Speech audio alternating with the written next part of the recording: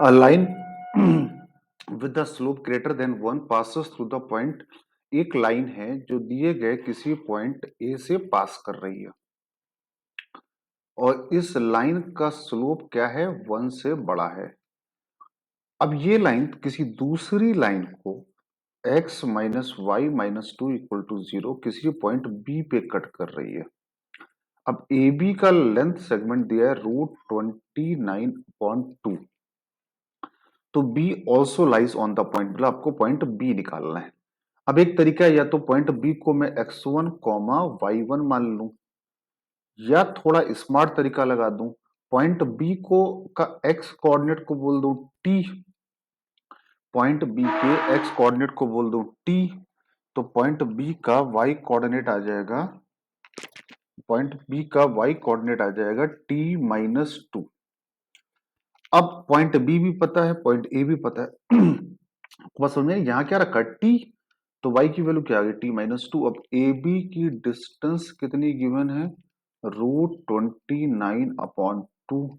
अब A B की distance निकाल लो, तो A B square equal to 29/4।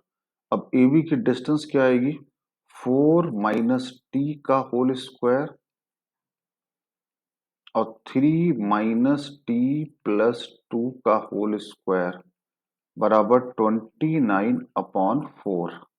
ये आ गया 16 plus T square minus 8t plus 25 plus T square minus 10t equal to 29/4। तो ये आ गया 2t स्क्वायर, फिर कितना आ गया -18t, 25 और 16 41, 41 इक्वल टू 29/4। अब इसको थोड़ा सिंप्लीफाई कर लेता हूं, 8t स्क्वायर 18 चौको 72t, 4 एकम 4, 4 चौको 16 बराबर 29। 8t स्क्वायर माइनस 72t, 14 में 9 गया 5, यहाँ बचा 5 में 2 गया 3, 135 आ गया। राइट, अब इसके फैक्टर एक बार हमको करके देखने हैं। बेटा क्वेश्चन में यहाँ पे √3 लिखा हुआ है, तो यहाँ पर 9 आ जाएगा, यहाँ पर भी 9 आएगा और यहाँ पर भी 9, यहाँ पर भी 9 आएगा।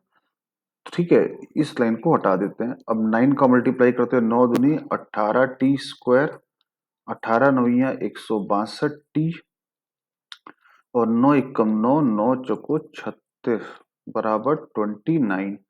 तो 18t स्क्वायर 162t और ये आ गया 340।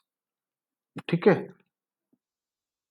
अब इसके फैक्टर करने पड़ेंगे। तो यहाँ पे 2 का डिवाइड हो रहा है, 3×5 = 15, 3 चौको 12, 3 एकम 3, 3 से तो नहीं 2 से डिवाइड हो रहा है, तो कितना आएगा 9t स्क्वायर, 2 अट्ठे 16 और ये आया 2 एकम 170 आ गया। अब इसके अगर फैक्टर करेंगे तो 9 3 3 17 2 और 5, तो ये आपको 3 2 9 45 और 34 नहीं, 3 2 9 18। ठीक है, तो 30 और 51, 9t square minus 30t minus 51t plus 170 equal to 0। 3t common लिया तो क्या आया, 3t माइनस 10 माइनस 17 कॉमन लिया तो 3t minus 10 equal to 0। t equal to कितना आ गया 10/3 और t इक्वल टू आ रहा है 17/3। तो ये पॉइंट बी क्या हो सकता है, तो पॉइंट बी के कोऑर्डिनेट क्या थे, t कॉमा t-2, तो t की वैल्यू कितनी है 10/3 और t-2, तो 10/3 -2, 10/3 -2, तो कितना आ गया 4/3। या फिर पॉइंट बी को क्या मान लेंगे 17/3, और 17/3 -2, तो 17/3 और 3 दूनी 6, तो आया 11/3। अब बोला है पॉइंट बी इनमें से किसमें लाइक कर रहा है। ठीक है।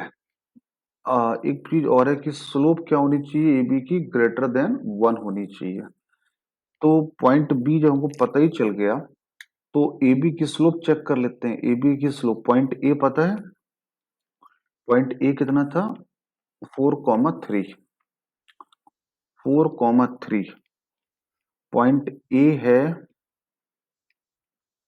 4,3, और पॉइंट बी है 10/3, 4/3।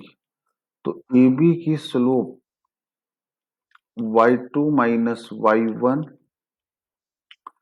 अपॉन x2 माइनस x1, तो ये कितना आया 5/3, 12 -2/3। स्लोप कितनी आई 5/2। ये 1 से बड़ी स्लोप आ रही है, मतलब ये पॉइंट सही होगा।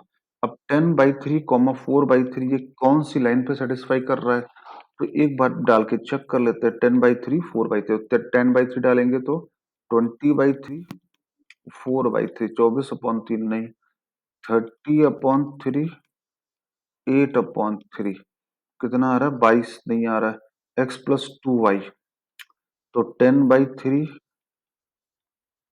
8/3, 18, ये सेटिस्फाई कर जा रहा है। तो option is C. I hope सबको बात समझ में आई होगी अच्छे से।